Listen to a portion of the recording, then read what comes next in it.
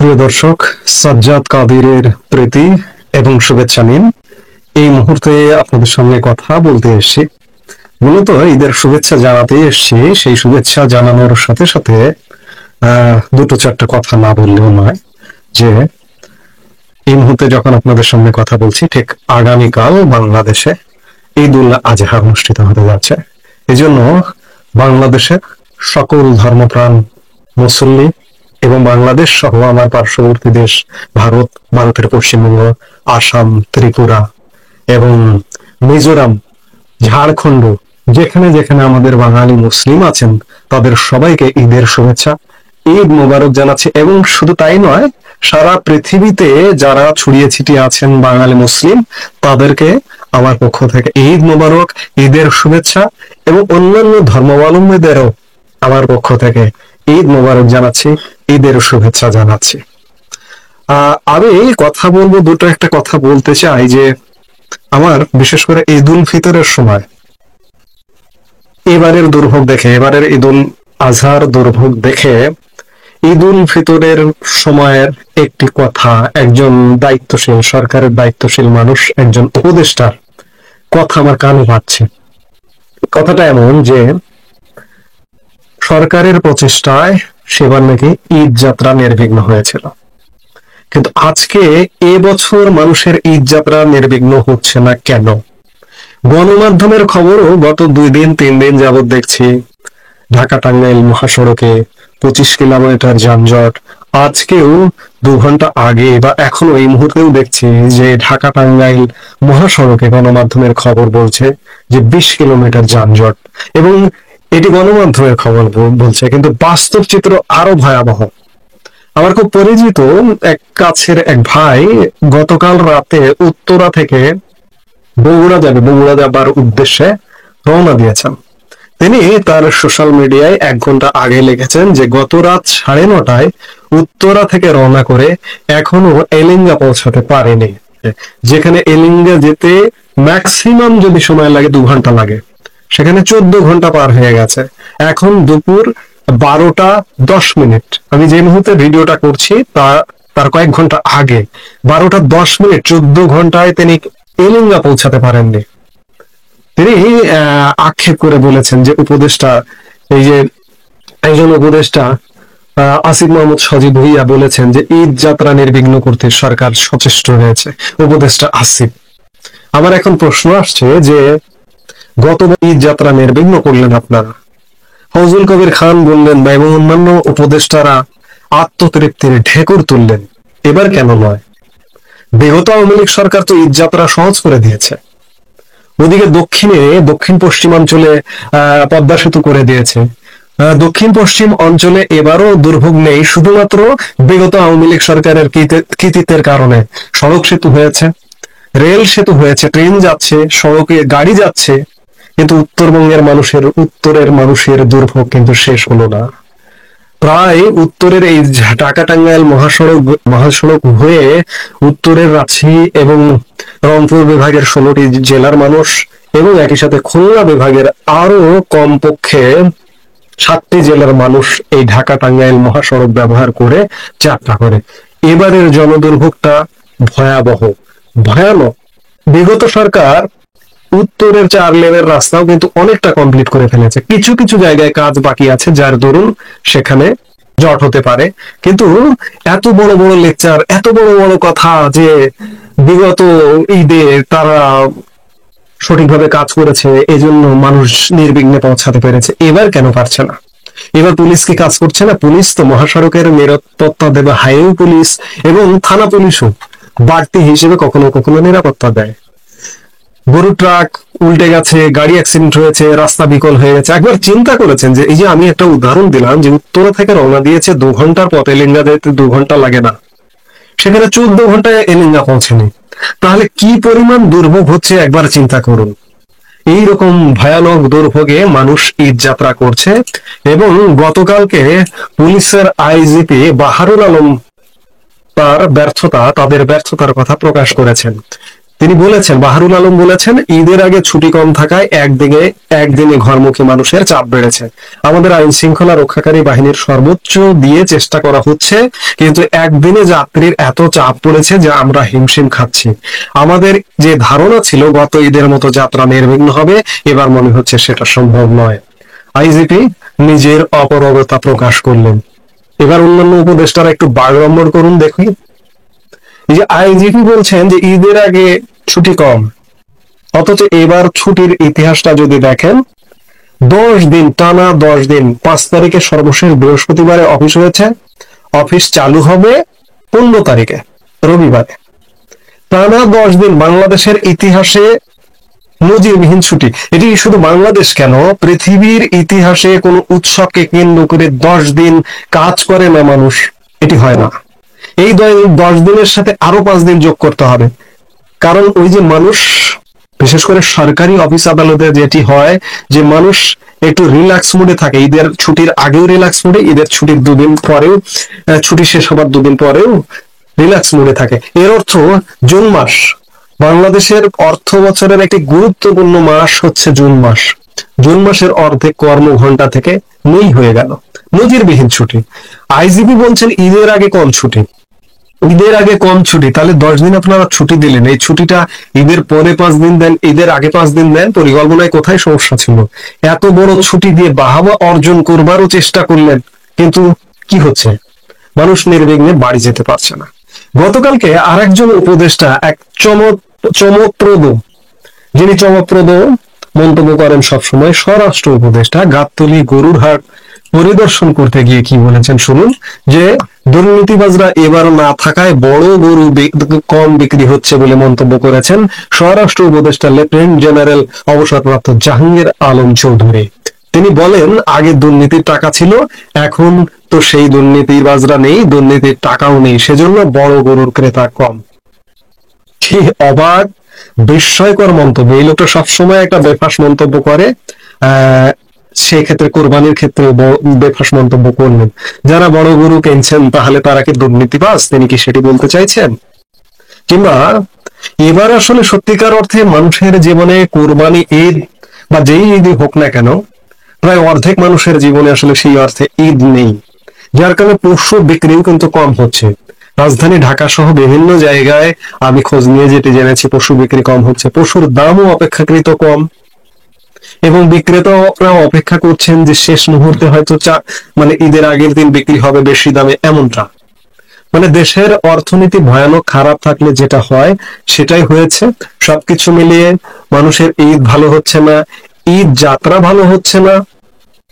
বাহবা নেবার জায়গা কোথায়? এবার সরকার কি নিয়ে, এবার ঈদ নিয়ে কি বাহবা নেবে? গতবার তো নির্বিঘ্ন মানুষ যাত্রা করেছে, গতবার ঈদের আগে একটু ছুটিটা বেশি ছিল, ঈদের আগে পরে মিলে একটা ছুটি, একটা ব্যালেন্স ছিল, যেটি হোক না কেন।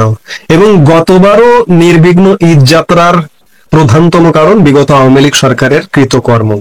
উত্তরের 4 লেন সড়ক, একই সাথে গত ঈদ উল ফিতরের আগে উত্তরের যমুনা রেল সেতুর উদ্বোধন হয়েছিল।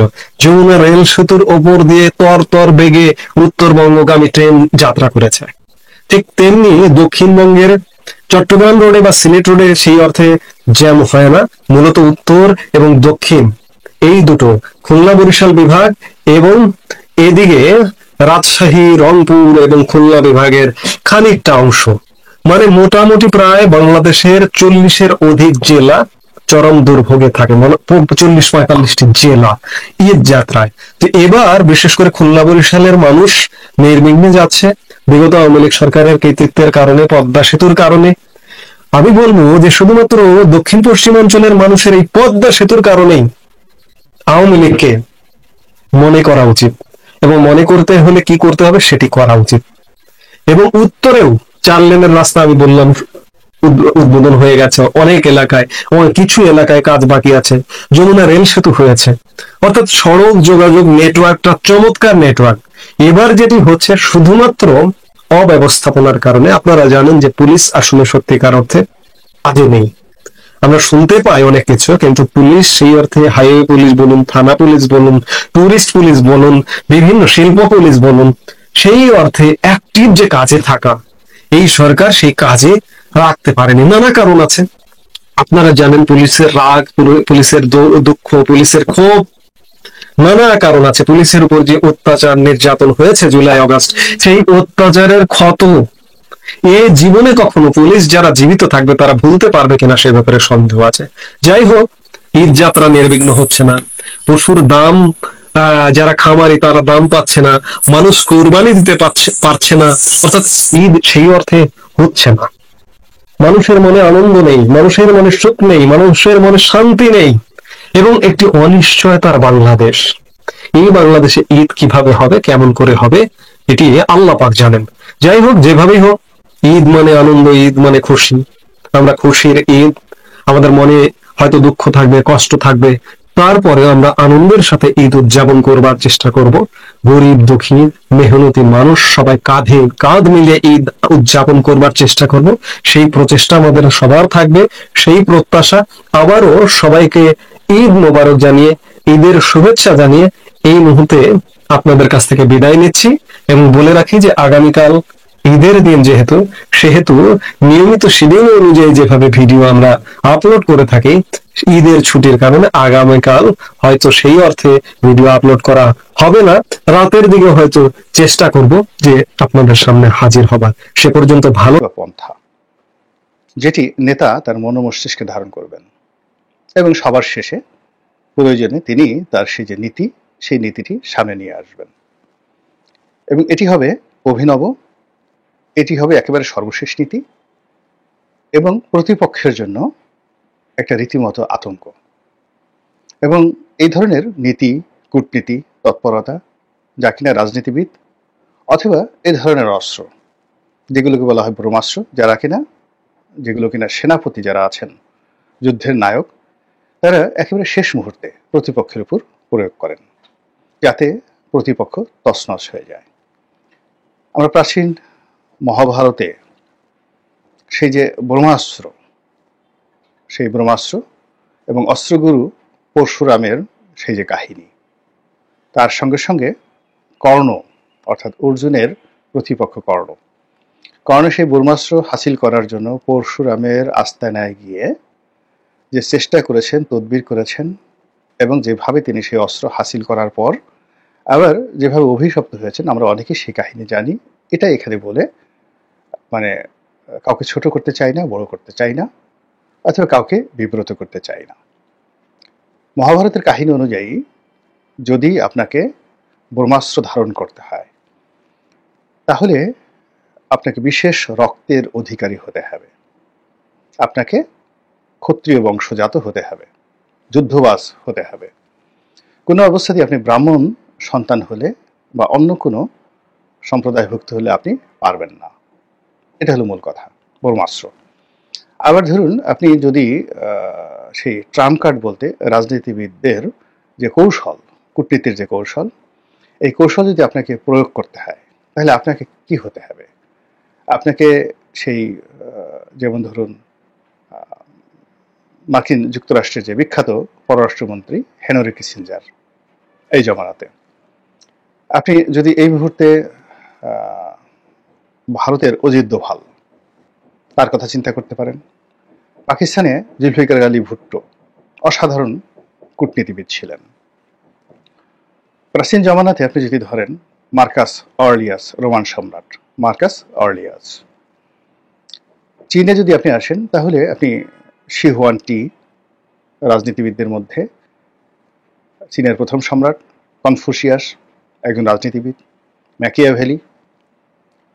তো ওনারা সবাই নীতি এবং নৈতিকতার প্রশ্নে, কূটনীতির প্রশ্নে, বুদ্ধিমত্তার প্রশ্নে, কৌশলের প্রশ্নে তারা প্রতিপক্ষের জন্য সবসময় ট্রাম্প কার্ড ব্যবহার করেছেন এবং প্রতিপক্ষকে তছনছ করে ছেড়ে দিয়েছেন। এমনকি হিটলারের যে প্রচারমন্ত্রী গোয়েবলস, সেই গোয়েবলসকেও মানে গত কয়েক শতাব্দীর মধ্যে অন্যতম শ্রেষ্ঠ কূটনীতিবিদ হিসেবে ধরা হয়, যে কিনা তার প্রতিপক্ষকে রীতিমতো কনফিউজড করে দিতে পারেন। তো সেই দিক থেকে জনাব তারেক রহমান, তারও অসংখ্য প্রতিপক্ষ রয়েছে। বাংলাদেশে সরাসরি যাদের সঙ্গে তার বিরোধ ছিল অতীতে, সেই থেকে 2005 সনে। সেই বিরোধগুলো তাকে মাথায় রাখতে হবে। ওই সময় সেনাবাহিনীর সঙ্গে, তারপর সিভিল সার্ভিসের কর্মকর্তাদের সঙ্গে, আওয়ামী লীগের সঙ্গে এমন এবং এলডিপি কর্নেল অলি সাহেবের যে রাজনৈতিক দল তাদের সঙ্গে, তারপর জাতীয় পার্টির সঙ্গে, ডক্টর বি চৌধুরীর যে আত্মীয় স্বজন পরিবার পরিজন বা তার দল তাদের সঙ্গে তার একটা বিরাট শত্রুতা তৈরি হয়েছিল। এখন এই শত্রুতাগুলো নিষ্পত্তি হয়নি। আর এগুলো একবার শত্রুতা রাজনীতিতে শুরু হলে এটা কখনো সহজে যায় না। সাময়িকভাবে তারা সময়ের প্রয়োজনে একত্র হয় বটে, কিন্তু একত্র হওয়ার পর আবার বড় আর একটা ক্ষতি হয়ে যায়, আর একটা বড় বিভেদ তৈরি হয়ে তারা আবার আলাদা হয়ে যায়। তাহলে যাদের সঙ্গে অতীতে অর্থাৎ 2001 থেকে 2006 পর্যন্ত বিএনপি এবং জনাব তারেক রহমান সাহেবের যে দূরত্ব, মতদ্বৈততা, শত্রুতা তৈরি হয়েছিল, সেই শত্রুদেরকে দমন করার জন্য, ধোঁকা দেওয়ার জন্য, আশ্চর্য করার জন্য তার পলিসি লাগবে। এই পলিসি হলো তার ট্রাম্প কার্ড। এটি ছাড়া এখন যে পুরো বাংলার যে জনপদ, পুরো বাংলার জনপদ তার জন্য ভয়ঙ্কর একটি জনপদ হিসেবে বিবেচিত হবে। 2 নম্বর হলো যে তার যে স্বর্ণ সময় 2001 থেকে 2006, এই স্বর্ণ সময়টিতে তার কিছু ঘনিষ্ঠ বন্ধু বান্ধব ছিল, ঘনিষ্ঠ সহচর ছিল, ঘনিষ্ঠ কর্মচারী ছিল, যাদের নিকট তার ব্যক্তিগত জীবন, তার সামাজিক জীবন, তার রাজনৈতিক জীবন, তার অর্থনৈতিক জীবন, তার ব্যক্তিত্ব থেকে শুরু করে তার একান্ত গোপনীয় বিষয়াদি রয়েছে। এগুলো ভীষণ রকম ডেঞ্জারাস। এত ডেঞ্জারাস বলার মতো নয়। একজন মানুষ যদি হিমালয়ের উচ্চতায় থাকে, তার আপনজনরা যদি বেইমানি করেন, তাহলে যে কোনো সময় তার পতন ঘটবে। তাকে মানসিকভাবে একেবারে বিপর্যস্ত করবে, সামাজিকভাবে অপদস্থ করবে, এবং তার জন্য রীতিমতো যে খানাখন্দক তৈরি করবে, সেই খানাখন্দকগুলো আসলে কেউ কখনো মোকাবেলা করতে পারেনি। ঘরের শত্রু বিভীষণ। তো তার যে সুসময়ের যে বন্ধু যারা আছেন, তাদের কজনের সঙ্গে তার বন্ধুত্ব এখন পর্যন্ত বহাল আছে। যদি বহাল থাকে, যাদের সঙ্গে বন্ধুত্ব বহাল আছে, তারা এই সময়টিতে আগস্ট মাসের 5 তারিখ থেকে এখন পর্যন্ত কি করছেন, তাদের প্রতি কি তিনি এখনো সন্তুষ্ট আছেন, এবং আগামীতে তাদেরকে নিয়ন্ত্রণ করার জন্য তার কৌশল কি। কেননা তারা যদি তার ব্যক্তিগত বিষয়াদি জেনে থাকেন, দুর্বলতা জেনে থাকেন, কিংবা তার শক্তিমত্তাকে বহুগুণে বৃদ্ধি করে থাকেন, অর্থাৎ ধরুন তারেক রহমান সাহেবের একটা হাত, সেই হাতের একটা গদা যদি শক্তিশালী হয়ে যায়, খুবই শক্তিশালী, তো গদাটা যদি মনে করে যে হাতের কোনো ভূমিকা নাই, আমি গদা, আমি হাতটাকে চালিয়েছি, আর হাত মনে করেছে যে আমি যদি তাকে পরিচালনা না করতাম তাহলে তো গদার কোনো প্রয়োজনই হতো না, গদা একটা জড় পদার্থ।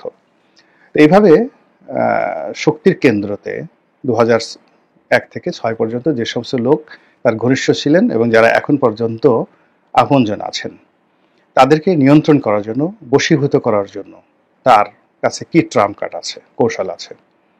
আর ইতিমধ্যে যে কজনের সঙ্গে তার সম্পর্ক রয়েছে, তাদের বিরুদ্ধে যে অভিযোগ উঠেছে দুর্নীতির, তারপরে শেষে ভারতীয় এজেন্ট হওয়ার, এরপরে সামিট গ্রুপ, এসালম গ্রুপ থেকে শুরু করে বিভিন্ন গ্রুপে এদের যে লেনাদেনা, আনাগোনা, এই বিষয়গুলো তো দুর্নাম ছড়াচ্ছে।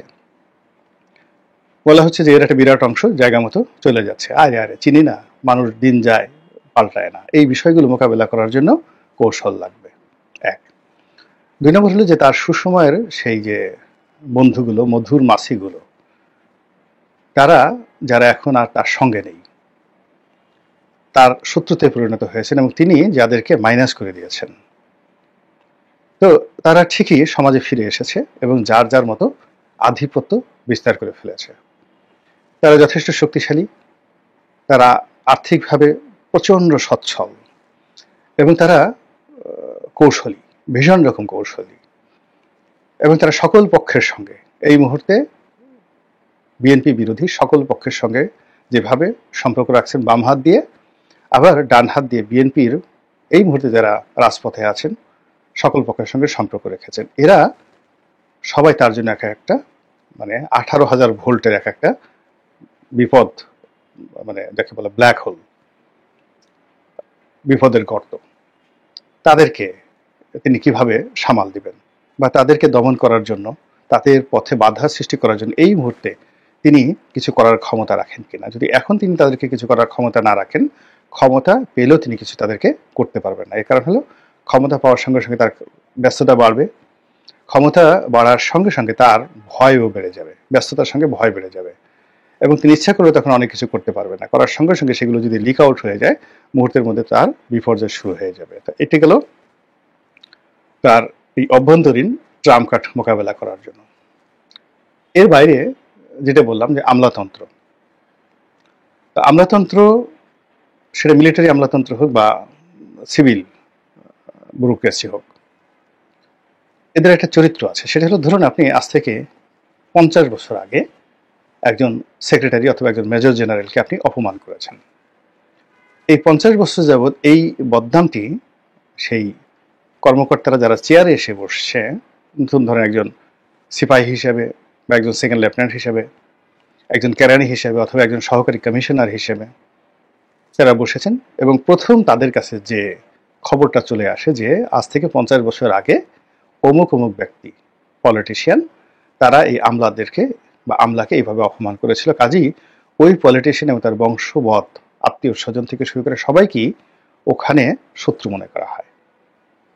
এখন আমলাতন্ত্রে যারা বাইরে যারা লোক আছে, দেয়ার ওয়েল পলিশড, ওয়েল এডুকেটেড, তারা হয়তো সরাসরি কন্ট্রাডিকশন অ্যান্ড কনফ্লিক্টে যাবেন না, কিন্তু কৌশলে ধীরে ধীরে ধীরে ধীরে যে সর্বনাশটা করার, তারা ঠিকই সেই সর্বনাশটা করেন, এবং ইতিমধ্যে অনেক সর্বনাশ কিন্তু ঘটে গেছে। 3 নম্বর হলো যাদের সঙ্গে ডাইরেক্ট শত্রুতা হয়েছে, তো তারা এবং তাদের যারা বংশবদ রয়েছেন, যেমন ধরেন ফখরুদ্দিন সাহেব, মঈনুদ্দিন সাহেব, জেনারেল মাসুদউদ্দিন সাহেব থেকে শুরু করে আরো অনেকে, তো এখন তাদের প্রতি সহানুভূতিশীল একটা বিরাট গ্রুপ কিন্তু সবসময় থাকে, এবং এরা ক্ষতি করার চেষ্টা করবে এবং করছে, সব দিক থেকে ক্ষতি করার চেষ্টা করছে, এবং একটার পর একটা ফাঁদ তৈরি করে রেখেছে যে আসো দেখাই দেবো। এবং এই ফাঁদের মধ্যে পড়ে কেমন অবস্থা, জাস্ট একটা উদাহরণ দেই, বঙ্গবন্ধুকে একটা উদাহরণ দেই। বঙ্গবন্ধুর সঙ্গে দুজন লোকের শত্রুতার কথা পত্রপত্রিকায় সবাই আসছে। একজন লোকের শত্রু, সেটা হলো খন্দকার মোশতাক। তো খন্দকার মোশতাকের সঙ্গে বঙ্গবন্ধুর যে শত্রুতা, এটা হলো 1953 সালে, 1953-তে। কারণটা হলো যে বঙ্গবন্ধু হলেন সাধারণ সম্পাদক আওয়ামী লীগের, না, প্রথম যুগ্ম সাধারণ সম্পাদক হলেন শামসুল হক সাহেব যখন সাধারণ সম্পাদক হলেন, ঠিক সেই সময়টাতে। তো এই পদটি মূলত চেয়েছিলেন খন্দকার মোশতাক। তো খন্দকার মোশতাক পীর বংশের ছেলে, আর বঙ্গবন্ধু গেরস্থ পরিবারের সন্তান। তিনি অত্যন্ত শিক্ষিত মার্জিত কুমিল্লার অভিজাত পরিবারের সন্তান, এবং বিএ এলএলবি ওই সময়টার মধ্যে খুবই 53-54 সনে বিএ এলএলবি বিরাট একটা ব্যাপার। ভালো ছাত্র ছিলেন, সেই তুলনায় বঙ্গবন্ধুর শিক্ষা দেখা ওই পর্যায়ে ছিল না। তো কাজেই তিনি তার সঙ্গে বন্ধুত্ব করতেন, কিন্তু তাকে ঠাট্টা করতেন, মস্কারা করতেন পেছনে পেছনে। কিন্তু যখন রাজনৈতিক পট পরিবর্তনে তিনি তার কাঙ্ক্ষিত জায়গাটি পেলেন না, তিনি তখন থেকে তার শত্রুতা শুরু করলেন, এবং তার মস্তিষ্কে সেই শত্রুতাটা তিনি রাখলেন, এবং 1975 সালে 15 আগস্টে সেটা উদ্ঘাটন করলেন। একইভাবে ফেরদৌস আহমেদ কুরেশি, আব্দুল হামিদ চৌধুরী, আবুল মনসুর আহমদ, এই যে ইন্টেলেকচুয়াল যে লেভেল যারা আছেন, যারা একটা সময় বঙ্গবন্ধুর খুব ঘনিষ্ঠ ছিলেন, সিরাজুল আলম খান থেকে শুরু করে তারা সবাই। তো এই মানুষগুলো বঙ্গবন্ধুকে প্রথমে প্রকাশ্যে রাজনৈতিকভাবে, আর বঙ্গবন্ধুর হত্যাকাণ্ডের পরে তার নীতি এবং আদর্শকে শেষ করে দেওয়ার জন্য যেভাবে জিয়াউর রহমানকে বাঙালি জাতীয়তাবাদের বিপরীতে বাংলাদেশি জাতীয়তাবাদ শিক্ষা দিলেন, এটি আওয়ামী লীগের জন্য একটা বিস্ফোরা হয়ে দেখা দিল ইন্টেলেকচুয়াল লেভেলে। এখন যখন তারেক রহমান সাহেব আছেন, তারও তো ইন্টেলেকচুয়াল লেভেলে বুদ্ধিবৃত্তিক যে জায়গায়, সেই জায়গাটাতে তার বাবার মতো এরকম আনপ্যারালাল বুদ্ধিমান লোক লাগবে, লেখাপড়া জানা লোক লাগবে, এবং যাকে বলা হয় যারা অনেকটা চাণক্য নীতি, কৌটিল্য নীতি যারা প্রণয়ন করতে পারে, যেটা শহীদ প্রেসিডেন্ট জিয়াউর রহমানের ছিল, এমনকি বেগম জিয়ার সময়টাতেও এটি ছিল। এখন সেই যে ট্রাম্প কার্ডগুলো যদি তার